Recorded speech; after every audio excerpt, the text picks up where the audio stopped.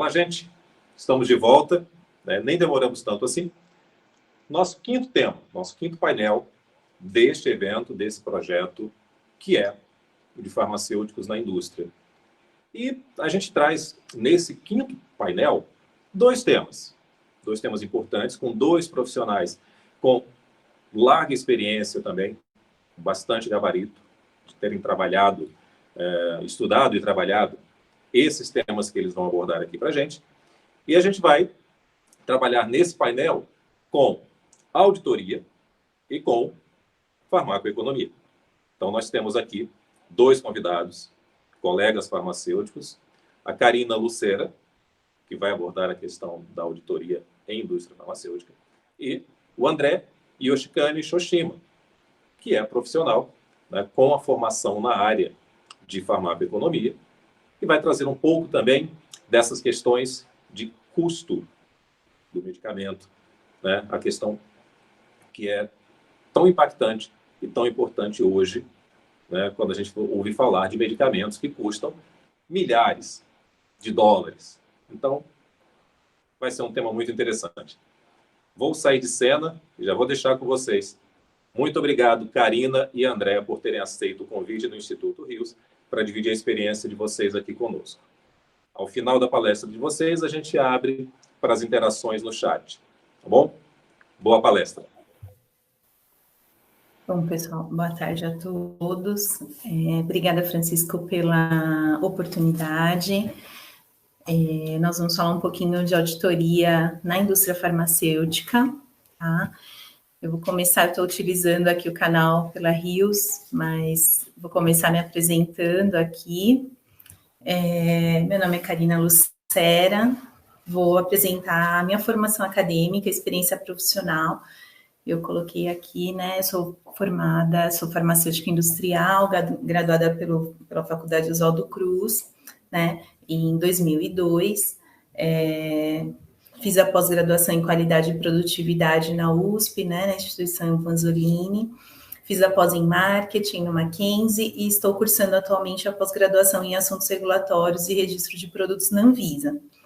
Tenho 18 anos de experiência em indústria farmacêutica, sendo 3 anos de experiência em saque e farmacovigilância e 15 anos de experiência em garantia da qualidade. Nesse período, eu trabalhei nas empresas na Libes e na Eurofarma. E atualmente eu estou na empresa Anovis, que é uma empresa do Grupo União Química. Tá? Pessoal, por que eu coloquei toda essa informação, né? Toda essa informação foi... qual o objetivo de colocar toda essa informação? O objetivo é passar para vocês que o profissional ou farmacêutico, ele tem que estar sempre se atualizando. Muitas vezes eu escuto as pessoas falarem, eu vou fazer só a faculdade e depois não vou mais estudar. Não, para mim, até a faculdade e acabou. Não, pessoal, a gente sempre tem que estar fazendo curso, tá? Se atualizando. Por quê? Principalmente surgem legislações novas. Então, sempre há um conhecimento adquirido.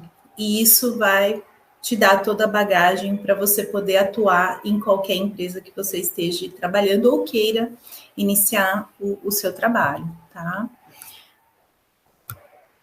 Aqui eu coloquei o objetivo da auditoria, né? Então, qual que é o objetivo de fazer uma auditoria? É verificar se todos os processos que estão sobre o sistema de qualidade cumprem com os princípios de boas práticas de fabricação vigentes. É a BPF, né? Bem conhecida aí, né, no mercado. E com os procedimentos de qualidade da empresa, assim como determinar o grau de implantação e eficácia do sistema de qualidade.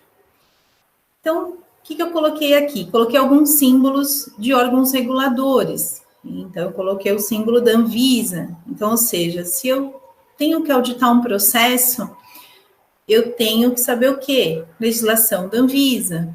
Se aquele meu processo, ou aquela empresa que eu estou trabalhando, ou estou indo auditar, ela tem medicamentos registrados na Anvisa, então eu vou seguir a legislação da Anvisa. Ah, não, Karina, minha empresa, eu trabalho com produtos também que eu exporto para o Peru. Então, eu tenho que conhecer a legislação o quê? Do DIGEMID. Ah, não, minha empresa, eu fabrico aqui no Brasil, mas eu exporto para a Colômbia. Então, eu tenho que conhecer a legislação da Envima, né? E aí, eu exporto para os Estados Unidos. Então, eu tenho que conhecer a legislação do FDA, tá? E o que acontece? O que a gente está falando aqui? De medicamento uso humano, tá? Agora, se eu tenho um medicamento de uso veterinário, que muitas vezes as pessoas esquecem do medicamento veterinário, né? Então, o veterinário, eu vou seguir o quê? Legislação do MAPA, tá? Então, por isso que tem um símbolo aí do Ministério da Agricultura e Abastecimento, porque são medicamentos controlados, registrados no MAPA, não é a Anvisa que registra esse produto, tá? Então, eu tenho que conhecer a legislação do MAPA, tá? Aqui eu coloquei os tipos da auditoria. Então, nós podemos ter auditoria externa, tá? Que são realizadas por órgão sanitário, e essa auditoria é que vai dar a certificação para minha fábrica, para que eu possa ter o registro e autorização para fabricar o meu medicamento, tá? Então, aí no caso, voltando, se eu tenho ou vai ser a Anvisa que vai dar minha certificação, ou vai ser um MAPA que vai dar minha certificação, caso eu tenha um medicamento veterinário, tá? Também, pessoal, tem auditoria externa que ela é auditoria do cliente. Então, se eu sou uma empresa que fabrico o produto para uma outra empresa. Isso é muito comum no mercado, tá, pessoal? E então, o que acontece? Eu vou ter auditoria desse cliente. Então, o meu cliente vai me auditar. Não vai ser órgão sanitário, vai ser uma auditoria de cliente. Muitas vezes, a gente tem um cliente que ele é uma empresa, uma indústria multinacional. Então, às vezes, você vai ter uma auditoria do cliente internacional. Então, vem alguém dos Estados Unidos, vem alguém de outro local para auditar também a sua fábrica, o seu processo, tá? E a gente tem a auditoria interna. A auditoria interna ela é realizada pela equipe de qualidade dos auditores internos, tá? Então, geralmente a empresa determina um grupo de pessoas, né? Uma equipe mesmo de qualidade, e são os auditores internos. Cada empresa trabalha de uma forma, então tem empresas que ela faz uma capacitação desses auditores e formam esses auditores internos dentro da sua equipe, né? Dentro da empresa, para que esses auditores internos possam auditar todos os processos da empresa, tá? E aí a gente tem a auditoria de qualidade. Na auditoria interna, geralmente a auditoria interna ela é realizada uma vez por ano ou 2 vezes por ano, conforme o cronograma da empresa, tá? E conforme a legislação que ela tem que atender, tá? Existe a auditoria de qualidade, tá? Então, a auditoria de qualidade, ela é realizada pela equipe interna da empresa. São as pessoas que recebem o cargo de inspetores de qualidade, analistas de qualidade, tem empresa que coloca um cargo de assistente de qualidade.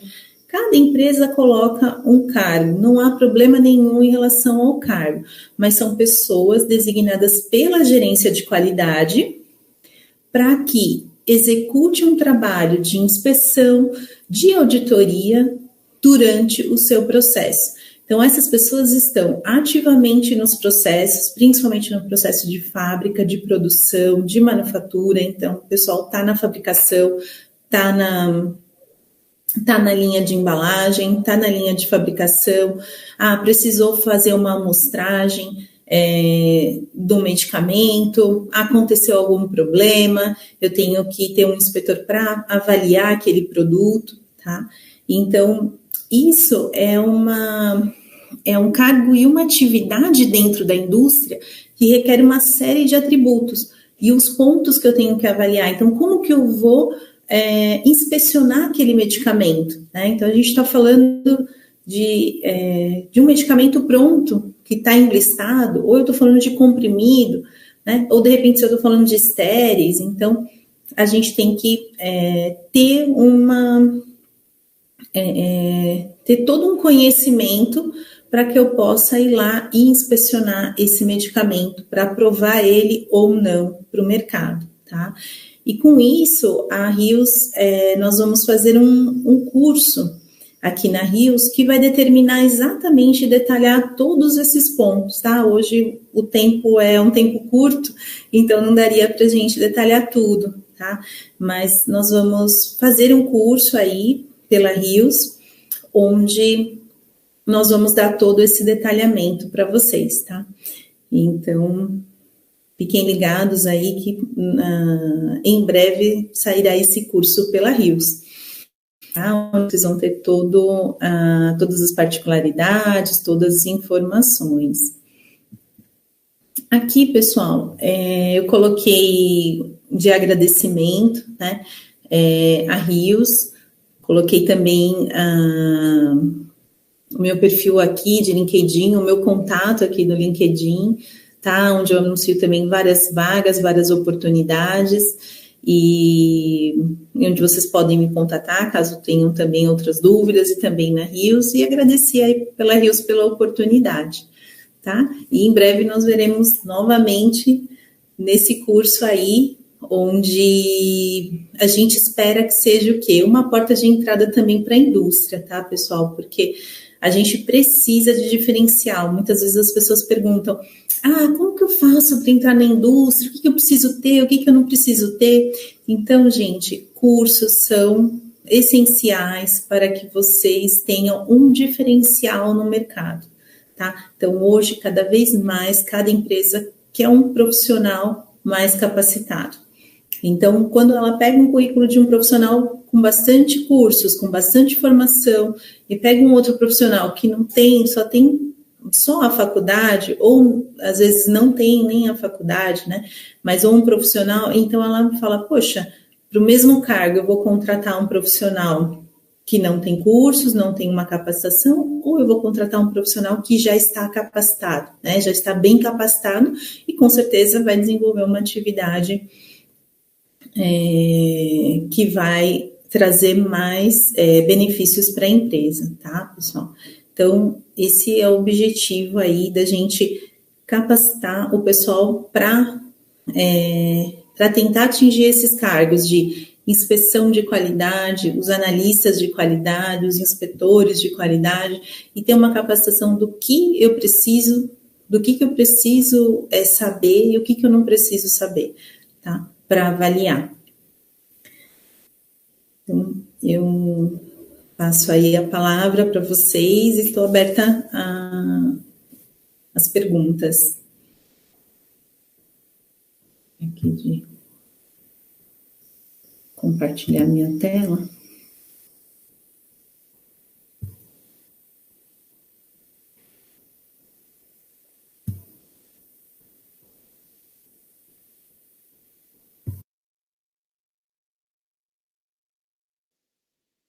Olá, boa tarde.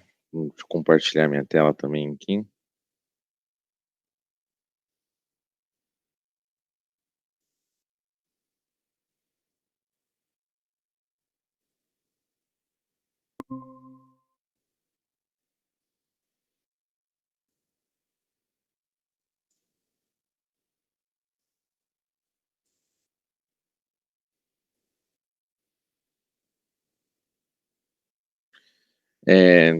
Vou me apresentar então. Eu, primeiramente, agradecer ao Francisco e ao Dalton e toda a equipe da Rios pelo convite. Me sinto honrado em estar podendo compartilhar um pouco com vocês da minha trajetória da minha carreira e também falar um pouco da área que eu estou atuando hoje, que é uma área relativamente nova na indústria farmacêutica, mas que de tanto a gente falar que ela é nova, ela já está ficando um pouco já até ultrapassada, né? Então seria a atuação do farmacêutico em farmaconomia, tá?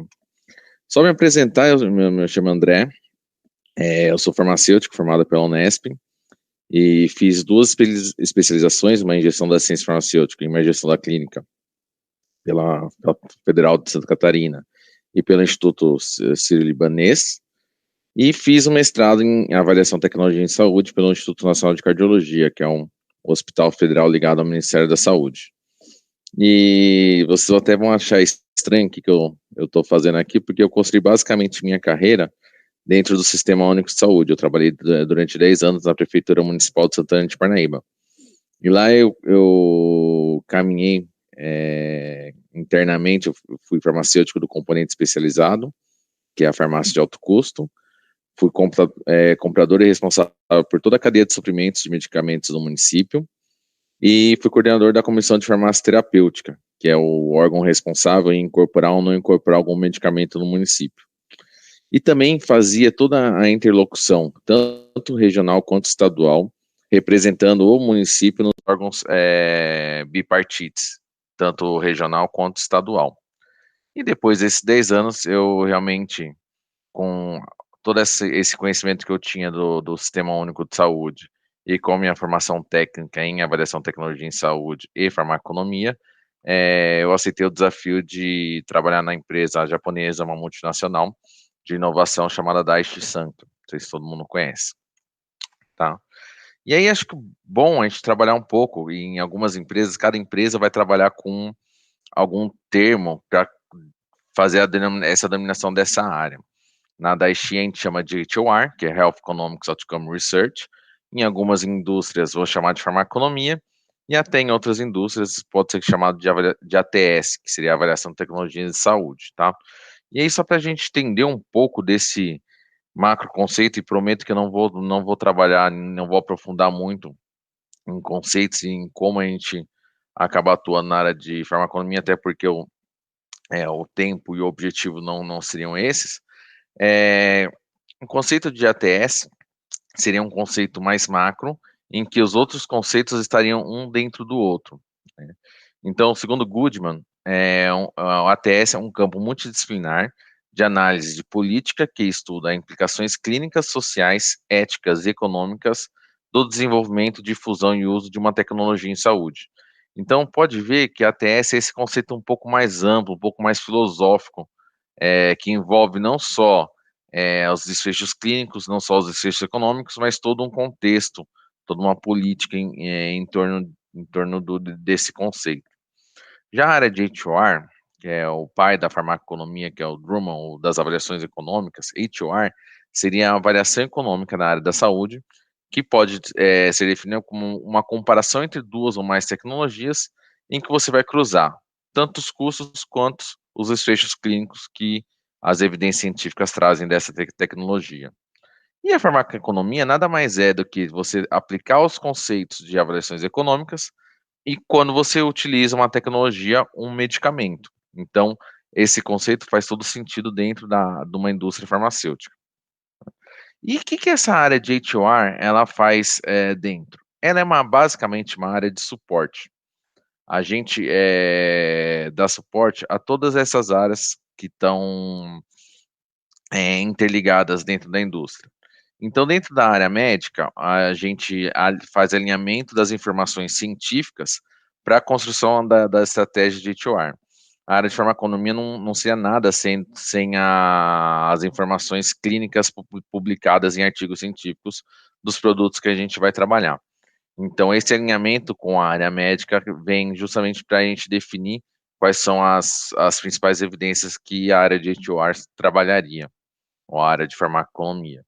Com marketing, o marketing são a área que vai construir toda a estratégia em que um produto ele vai atuar no mercado. E hoje, com os produtos caros, a estratégia de marketing está extremamente ligada à estratégia de acesso e como a gente vai criar todo esse canal de comunicação e essa linguagem através da farmaconomia. Então, por isso que o marketing, você vai ver o marketing e o acesso, ele vai estar muito próximo um do outro. E a área de HR vai estar suportando principalmente a área de acesso. Que a área de acesso é a área que vai garantir em que esse medicamento ele esteja disponível para um paciente que seja prescrito para ele. Então não adianta mais hoje um medicamento ser apenas prescrito, você precisa garantir com que esse medicamento esteja disponível. Então a área de farmaconomia vai dar esse suporte para a área de acesso para a construção dessa estratégia.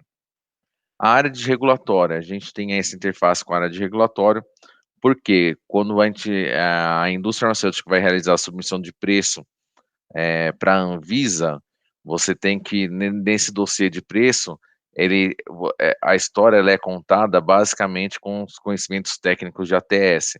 Então, você vai aprofundar e construir todo o racional para a classificação de uma categoria de preço para a Anvisa com os conhecimentos de ATS. E a área de HR é uma área estratégica nesse sentido, para dar esse suporte para a área de regulatório.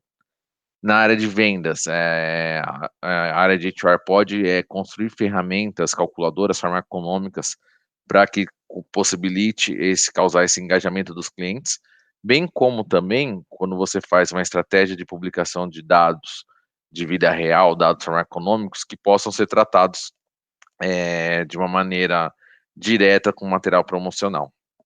Com a área financeira, a gente daria esse suporte para esse preço praticado do produto. E tudo isso dentro de uma lógica de compliance, que todas as empresas hoje têm que ter. Mas eu gostaria de falar principalmente desses dois campos, que, ao meu ver, os dois principais campos de atuação da área de farmaconomia, que seriam a área de acesso e a área de regulatório e financeiro comercial. Por quê? Acho que vocês podem acompanhar, estão podendo acompanhar algumas discussões que têm surgido, que o medicamento mais caro do mundo foi aprovado aqui no Brasil, que cada dose pode ser que custe 8 milhões e 780 mil reais. E a hora que a gente começa a ver o preço desses novos medicamentos, a gente começa a entender que não adianta só a indústria garantir aquela prescrição, garantir aquela demanda, sendo que se esse medicamento ele não estiver disponível através dos sistemas de saúde, seja ele público ou privado, esse tratamento não vai chegar no paciente final. Então, a área de acesso, hoje, ela tem um papel fundamental para destravar essas barreiras que existem e construir toda uma estratégia para que esse medicamento ele esteja disponível no mercado. E quais são esses medicamentos hoje que a gente fala que são os medicamentos muito, muito, muito caros? São basicamente os medicamentos para doenças raras, que hoje a indústria farmacêutica tem realizado grandes investimentos nessa linha terapêutica, que embora elas sejam raras, são muitas. Então, a gente até brinca na área de ATS, vamos incorporar esse medicamento porque o N de pacientes é pequeno, então. Só que se todas as 8 mil doenças raras tiver um tratamento tão caro quanto esse, dificilmente os sistemas de saúde seriam sustentáveis. Então, a área de acesso tenta garantir com que a gente consiga garantir esse acesso de maneira sustentável, né? E outra área muito importante é a área de oncologia. A gente pode ver aqui esse dado que eu peguei da SBOC, em que 60 drogas para oncologia foram aprovadas nos Estados Unidos, metade delas chegaram a ficar disponíveis no Brasil, 5 delas incorporadas no sistema privado e nenhuma no SUS, dessas 60 drogas novas. Então, pode ver que a área de farmaconomia, ela vai dar as ferramentas para acesso conseguir destravar essas barreiras que possam ser encontradas no sistema de saúde, bem como auxiliar na definição do preço, porque com as ferramentas de farmaconomia, você vai chegar nos conceitos de custo-efetividade, custo-benefício, ou até percebendo que realmente esse produto ele não tem uma estratégia de valor em farmaconomia, você vai focar muito mais na estratégia dos benefícios clínicos e de demanda reprimida desse produto. Mas para definir o preço que vai ser comercializado, esse valor normalmente você vai definir através de rodar modelos econômicos para identificar qual é o limite de custo e efetividade desse produto. Então, por isso que a farmaconomia vai trabalhar diretamente com essas duas grandes áreas, tá? E aí, de onde que a gente está falando que a gente que vai ter essa atuação tanto de acesso quanto que da farmaconomia vão trabalhar juntos? Então, você tem essas duas grandes comissões ou centros em que discute incorporação de medicamento no sistema de saúde, que seria a Conitec, que discute de maneira nacional as incorporações no Sistema Único de Saúde, e a ANS, que é a Agência Nacional de Saúde Suplementar, que ela define quais são os produtos vão ter cobertura obrigatória pelos convênios de saúde. Mas só seriam aí que a área de acesso e a área de farmaconomia teria essa interlocução? Não. Tem alguns produtos que têm umas características de atuação não necessariamente nacional. Então, você pode buscar algumas incorporações diretamente no sistema público em estados e municípios, e nas operadoras de saúde, você tem as seguradoras, as filantropias, os convênios de autogestão, medicina de grupo e cooperativas. Então, não necessariamente você vai dar suporte para as incorporações nacionais, mas também pode construir essas pequenas incorporações em pequenos nichos específicos. Tá? E ela, só para finalizar, então, ela é uma área muito técnica, a área de farmaconomia. Então, a gente precisa ter algumas competências e habilidades. Vou começar falando das habilidades. O conhecimento técnico, ele é importante? Vai depender do estágio de carreira que você se encontra. Se você se encontra já num estágio um pouco mais avançado, você não tem tempo, muito tempo para desenvolver isso dentro de uma empresa. Então, você provavelmente vai ter que já ter esse conhecimento técnico de farmaconomia para poder ingressar nessa área. Agora, se você está no começo de carreira, as outras habilidades e competências vão ser muito mais importantes para que você desenvolva esse conhecimento técnico dentro da área. E aí, dentro das outras habilidades que seriam para você de começo de carreira, seria o inglês. O inglês seria obrigatório, porque todos os artigos científicos, todos os materiais estariam em inglês, então você teria obrigatoriamente que conseguir ler nessa língua. E comunicação, se você for trabalhar numa multinacional. Entendendo que a inovação, produtos inovadores e com alto valor agregado, eles estão nessas multinacionais, então muito provavelmente você precisa também do inglês para comunicação. E conhecer o ecossistema de saúde. Você pode ver que eu trabalhei 10 anos no município, no SUS. Então, esse conhecimento de todo o ecossistema de saúde, ele agrega bastante quando a gente vai falar para dar suporte na área de acesso. Porque você vai trazer todo esse conhecimento que você já agregou dentro do contexto, entendendo onde cabe, onde não cabe a utilização de uma ferramenta de farmaconomia ou não, em que contexto que ela caberia. Então, acho que essas são as principais habilidades. E competência, como vocês viram, é uma área de suporte que vai interagir com diversas outras áreas da indústria farmacêutica, então você tem que ter a capacidade de construir bons relacionamentos e trabalhar em equipe. Muitos projetos são coordenados pela área de farmaconomia e você teria que coordenar uma grande equipe para que entregue os resultados. E quando você trabalha em equipe e você lidera esse trabalho, você tem que ter a capacidade de engajar essas equipes e pessoas para que o resultado seja entregue. Então, era essa a mensagem que eu gostaria de deixar. Agradecer novamente o convite do Francisco e do Dalton. E agora vou deixar aberto para responder as dúvidas e as perguntas das pessoas que estão assistindo. Muito obrigado.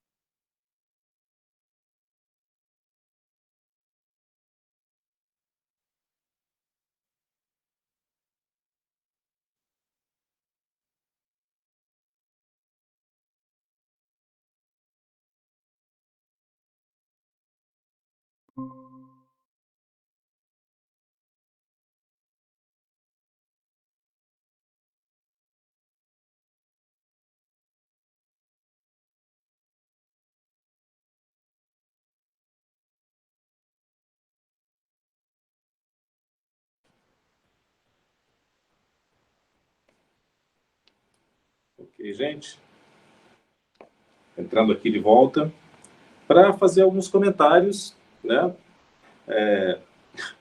A Karina aparentemente desenvolveu aqui um fã-clube porque tem um monte de observações, de elogios aqui à sua clareza, à sua exposição, etc. e tal, né? E tem algumas questões que eu gostaria de trazer aqui para vocês. Por exemplo, o André fez uma exposição falando sobre a questão de valores, etc. Tal. Mas, André, tem uma questão aqui. Há uma razão mesmo, para que alguns medicamentos sejam tão caros. Caros, a gente sabe de preços que a gente pode chamar de absurdo. Mas qual seria a razão para isso? Olá, Francisco, obrigado pela pergunta. Acho que faz todo sentido a pergunta e acho que vale bastante esclarecer. Esses medicamentos que hoje têm surgido com alto valor, ele normalmente está bastante relacionado à doença rara. E quando a gente fala de doença rara, a gente está falando com N de pacientes a serem tratados muito pequeno. E normalmente a indústria farmacêutica ela depende de manter essa lucratividade em que ela trabalha dentro numa lógica capitalista. Para você manter esse valor agregado, ele também tem a ver com dois grandes fatores: o número de pacientes que serão atendidos e o quanto de tecnologia está envolvida nesse tratamento e nos resultados clínicos. Então, só para trazer um pouco de contexto dentro dessa droga mais cara do mundo que todo mundo tem discutido hoje, é uma tecnologia, a gente chama de terapia gênica. Então, é uma tecnologia, acho que é uma tecnologia CRISPR, em que você produz uma tecnologia em que ela vai lá, ela entra no DNA e altera o DNA. Então, é uma tecnologia que, além de ter uma grande carga de inovação nela, ela tem outro fator que pesa, que a gente está se falando, a gente não pode concluir, mas está se falando de uma possível cura de doenças genéticas. Então, também tem essa questão dessa esperança de que você trazer algum produto que talvez resolva um problema de saúde, em definitivo. Que é diferente quando você trabalha com algumas drogas oncológicas, como principalmente em câncer metastático, em que dificilmente a gente consegue falar de cura, a gente fala em sobrevida, né?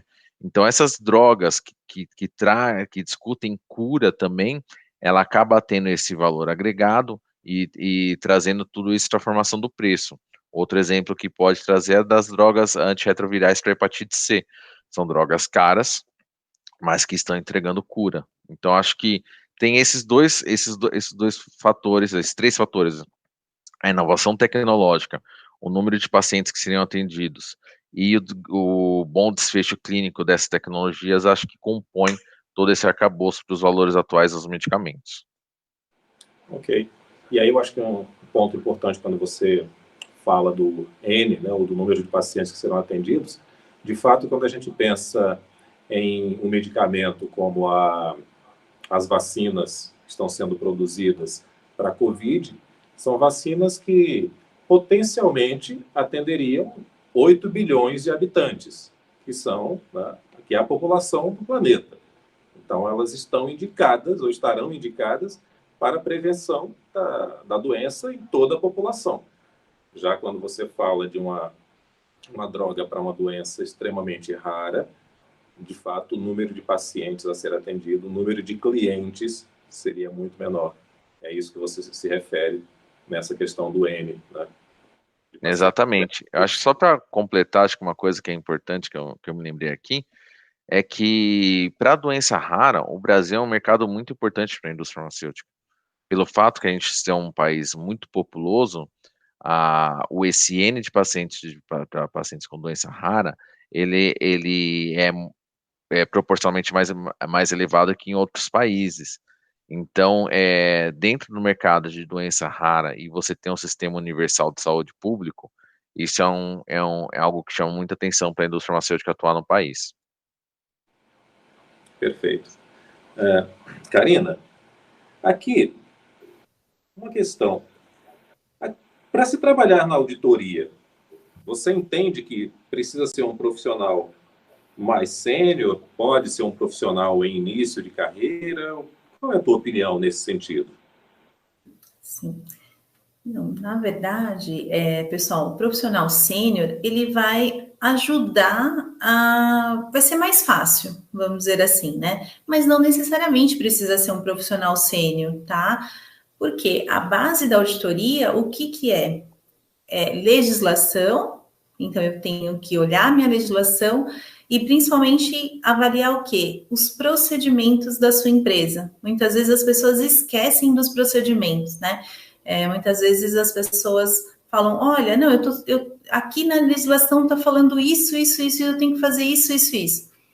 Sim, a legislação ela vai te dar a diretriz do que você precisa fazer para atender a legislação. Mas como você vai fazer aquilo é a empresa que determina, através dos procedimentos da empresa. Então, é importante a pessoa conhecer, o profissional conhecer as normas da empresa, os procedimentos da empresa.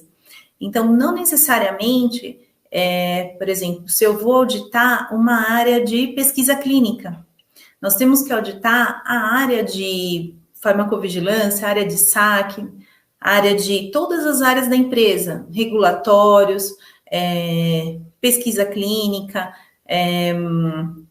a parte de validação analítica, controle de qualidade, todos os setores da empresa. Mas não necessariamente, se eu estou auditando o controle de qualidade, não necessariamente eu tenho que ter trabalhado no controle de qualidade. Não, se eu tiver trabalhado conhecimento daquele processo de controle de qualidade, vai me facilitar, né? Mas não necessariamente eu preciso ter experiência naquele setor, tá? Então, isso que é interessante. E a parte de inspetores de qualidade, que a gente vai comentar no curso da Rios que a gente está propondo, é uma atividade muito interessante, porque ela está baseada também em legislação e procedimento da empresa, porém ela está bem focada no produto, tá? Aí eu não estou focando os outros setores da empresa, eu estou focando em setor produtivo, na área produtiva, tá? Inspecionar o produto, tá? Então, um exemplo que às vezes acontece muito, eu tive um problema na máquina e eu acabei tendo um problema de blister queimado, né? Queimou meu blister. Eu não posso mandar um medicamento assim para o mercado, né? Então, vou fazer a inspeção antes de começar a fabricação daquele produto. Eu vou fazer uma inspeção dentro da área que eu vou trabalhar com aquele produto, né? Então, existe um termo que a gente chama de liberação de linha, onde eu vou liberar a minha linha para iniciar o meu processo. Então, tudo isso quem faz são os inspetores de qualidade, né? Muitas vezes, em algumas empresas, essa atividade ela é direcionada para o operador de produção, né? E para que ele faça o quê? A liberação do processo. Então, não tem a ver essa parte de inspeção, de auditoria, não está relacionada a um cargo de sênior, não necessariamente, tá? Perfeito, perfeito. Bom, agora tem uma pergunta, e essa pergunta eu vou dizer que ela tem um caráter até de interesse pessoal, digamos assim. Vamos pensar o seguinte, nós estamos falando agora com dois profissionais que têm tempos bastante distintos de vivência dentro da empresa. A Karina já mencionou aí, são 18 anos de experiência atuando na indústria farmacêutica. O André, apesar de uma larga carreira também como farmacêutico, uma vasta experiência de mais de uma década no serviço público, mas ele declarou que tem menos tempo na indústria farmacêutica, então digamos que nós estamos lidando com dois profissionais que na indústria farmacêutica estão em momentos diferentes ou de experiências diferentes. Mas eu acredito, né, que vocês teriam condição de, os dois juntos, né, com suas opiniões, elucidar uma questão.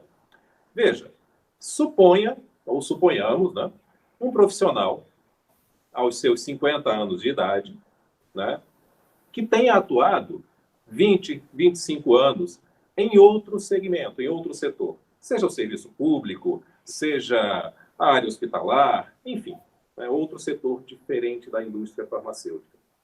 Do ponto de vista de vocês, a experiência que esse sujeito traz, que este profissional traz, embora não seja da indústria farmacêutica, desses setores, né, que a gente vem discutindo aqui, este profissional, ele teria oportunidades na indústria farmacêutica? Qual é a opinião de vocês nesse sentido? Sim, tem. Inclusive, existem muitos, vou falar da parte de processo, né, indústria. A gente tem muito profissional dentro da indústria, em que justamente ele já trabalha na indústria há muito tempo e às vezes não tem nem formação. A gente está falando, fez até o ensino médio, às vezes nem ensino médio, né? E aí trabalha na indústria farmacêutica, começou trabalhando como um auxiliar de produção, né, onde não requer uma formação muito específica, porque a empresa também vai fazer a capacitação, como a Thaís comentou anteriormente, né, que tem todo o trabalho de treinamento e capacitação do funcionário dentro da empresa. Então, ela vai fazer essa capacitação desse funcionário, independente da idade, independente da experiência dele, tá? Porém, tem pessoas que passam 10 anos, 20 anos dentro da indústria farmacêutica, ela não tem nem formação, né? Porém, ela acaba gostando da atividade e querendo aprender mais ou querendo exercer outras atividades dentro da indústria, e aí ela passa a buscar o conhecimento, ou por faculdade de farmácia, ou esses outros cursos de capacitação, que não são formação acadêmica, né? Porém, são cursos de capacitação e são cursos profissionalizantes, né? Ou um técnico em farmácia, ou algo nesse sentido, e para que a pessoa execute outras atividades. Então, é super comum, tá? Então, existe sim profissionais dentro da área, principalmente dentro da área de produção, com 50 anos, ou até mesmo onde eu atuo hoje, existe sim um profissional dentro da área de garantia da qualidade, que trabalha comigo, inclusive, né? Que ele tem 49 anos, é farmacêutico formado e tudo, então ele já tem um longo período também na indústria farmacêutica, tá? Então é possível sim, Francisco. André, sua opinião? Sim. O sujeito farmacêutico está há 30 anos trabalhando no serviço público. Você trabalhou há 10, né? Trabalhou por 10, mas imagine o sujeito que trabalha 30 anos e ele decide que naquele momento ele quer experimentar a indústria farmacêutica. O que você acha disso? Francisco, eu não vou mentir, não é fácil. Não é uma transição de carreira fácil de se fazer. Quando a partir do momento que eu decidi de buscar novos projetos profissionais, eu demorei quase um ano para realmente conseguir essa colocação. Mas acho que o que tem que ficar bem claro é que não adianta só querer, né? Eu acho que para você fazer essa mudança drástica na carreira, você precisa, quando eu trouxe um pouco das habilidades e competências, para você entrar vindo de fora para a indústria farmacêutica, pelo menos você tem que ter essas habilidades e essas competências para poder pleitear uma entrevista, alguma coisa nesse sentido. Todo movimento que você faz de carreira um pouco mais agressiva, uma curva um pouco mais íngreme, você já vai ter que estar pronto para essa disputa. Nesse sentido, você vai ter que ter as habilidades técnicas que são demandadas e as competências, os comportamentos que são exigidos. Então, por exemplo, falando da minha área, mas pode ser para qualquer outra área, por exemplo, na questão de auditoria. Você, por exemplo, tem uma qualificação técnica para atuar na área de auditoria, dificilmente você vai migrar de um farmacêutico do sistema público para a auditoria. Mas se você se capacitar, desenvolver essas habilidades e tendo as competências de trabalhar bem em equipe, ter bom relacionamento, isso vai agregar para que você esteja apto a disputar uma vaga na área. Mas realmente não é uma transição tão fácil de carreira para se fazer. Perfeito. Eu queria fazer um comentário em cima da sua resposta, André, que o que você falou coaduna-se perfeitamente com aquilo que a gente tem hoje em dia, tão comentado, que são os recursos chamados de soft skills, né? Ou, né, as ferramentas que não são técnicas do profissional, o comportamental e outras questões que realmente levam em conta, né, o recrutador leva em conta ao selecionar e ao recrutar aquele profissional. E aí, para uma transição de carreira, pelo que eu entendi, você diz que essas ferramentas também são importantes e são talvez até imprescindíveis, né, dentro desse processo, no momento que alguém quer sair de uma área X para uma área Y. Então, claro, o conhecimento técnico da nova área, ele precisa correr atrás, ele precisa adquirir, mas também os conhecimentos comportamentais, socioemocionais, essas qualificações ele precisa ter para isso. E acho que é sempre bom, só para completar, Francisco, trazer sempre exemplos profissionais desses soft skills. Acho que isso é imprescindível. Você trazer aquele momento que na tua carreira você aplicou esses soft skills, onde você conseguiu lidar com uma adversidade, onde você coordenou um time para atingir um resultado. Todos esses exemplos, eles cabem muito bem para esse momento que a gente fala de namoro, né, nesse momento da entrevista, né? Perfeito, perfeito. Inclusive, né, estou sendo lembrado aqui agora que o Instituto Rios lança em breve um curso também de formação nessa área para desenvolvimento de competências socioemocionais para os profissionais da área de saúde, um curso na área de soft skills. Então, fiquem antenados, vocês que acompanham aí as redes do Instituto Rios Educação, em breve será lançado uma capacitação, uma formação para estimular o desenvolvimento de competências socioemocionais, porque sim, essas competências são trabalháveis, são estimuláveis, elas são desenvolvíveis dentro de qualquer profissional, em qualquer estágio da sua carreira. Então, em breve, mais um dos cursos da Rios estará disponível nesse sentido. Bom, e eu acho que, deixa eu ver aqui, nós vamos encerrar para tentar manter o nosso horário, estamos a 5 minutos aqui da nossa próxima palestra.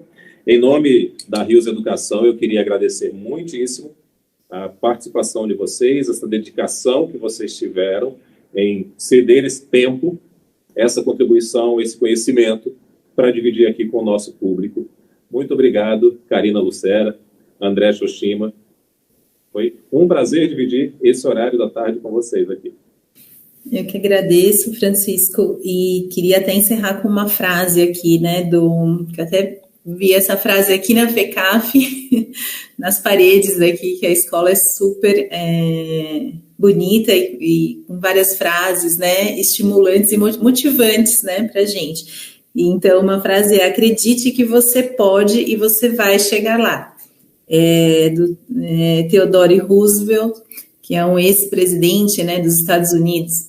Então, é isso que a gente precisa ter em mente, tá? E o que é mais importante também, a indústria farmacêutica, gente, é um campo muito amplo. Então, a gente tem oportunidade dentro de centro de distribuição, armazenamento, né? O pessoal esquece que existe a equipe de almoxarifado, de armazenamento, de logística.